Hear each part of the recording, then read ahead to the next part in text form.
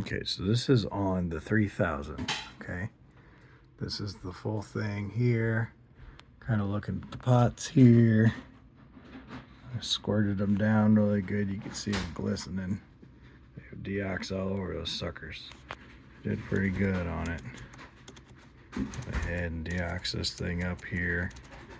Spray it all in there right there. You see it turning. Spray these guys up. Pretty good. I went through here.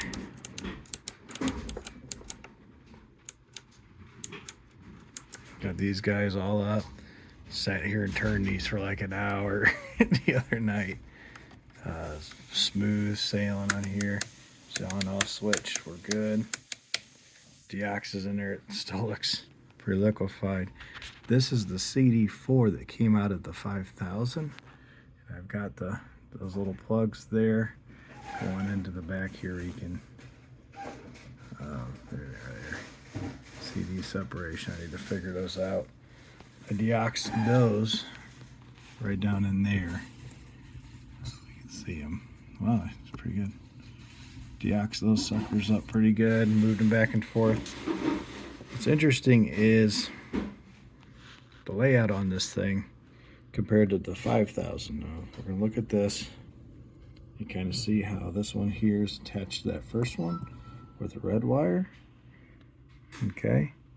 You can see it there. Now I'm going to go hurry up over here to the 5000. Okay, this is the 5000. We got heat sinks back there. This thing's a beast. There's nothing on that first one at all. It's just nothing. There's missing a fuse. You can see the numbers here is a little different. That's 392K50, and the other one is it's like 560 or something. I can't see without the light, but that's different. There's like an extra fuse sitting there. Now, the CD4 on this did not work. It wouldn't turn on. I'm playing CD4. It was just playing it in stereo with a little boost, so I couldn't tell if it was kind of working or not really working. But here we are on the 5000. I went through, I sprayed all these guys. Now the SQ and RM on this works fine. I was getting a little scratchiness out of this thing. Sprayed these guys off, went and plugged it in. Nothing scratchy. Now the CD4 was scratchy because it wasn't working. Now, everything else is working great on here. The channels were off, so I adjusted to turn just a little bit. And 88.1 is 88.1, 107.7 is 107.7. Got these guys all good. I mean, in here I'm plugging away. Got the phone output. You've got yourself a tape out in the front. I mean, this thing is pretty fat. Everything works. No CD4 on it. That's it. SQ works, RM works, FM, AM, phono, no problem. But I took the CD4 out. You'll just have to use an external on the 5000. But this 3000, I plugged this in, tested out. I got the 30 kilohertz warble tone. No problem. CD4 light comes on in the front of it. Let's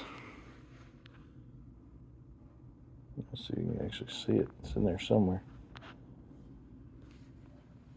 No, I think it's over here. That's a little thing. It's like right in there where the light's shining back. It says CD4. Now this one's kind of cool. Let's see if I can get in here. There's two of them in there. And really that's just for radio. There's some really cool older quadraphonic stereos, and they'll have a little display for each channel. This didn't. They just had two there for your tuning. This one here only has one for the tuning, tell you where your signal on and off for that thing. So that's just about FM. But other than that, it sounds great. I've been using this one here that we've got open for the last 2 months or so. Now I'm going to have to adjust the CD4 separation, compare it to an external unit I had been using with this one. So I had this in a Marantz CD-400. The CD400 I've had for about 6 months, using it with an LA-64 Lafayette amp. And I got this 2 months ago. I didn't even have to do the pots on it. This thing was fine, no problem, nothing, no problem whatsoever. And so I went ahead and did this since I had it open and tested it. I was like, sure enough, it works. But I was kind of hoping to look in here and compare the two and see, you know, what's different, what's going on here, that something's loose, and nothing seems loose here. Everything seems tight in place like it should be.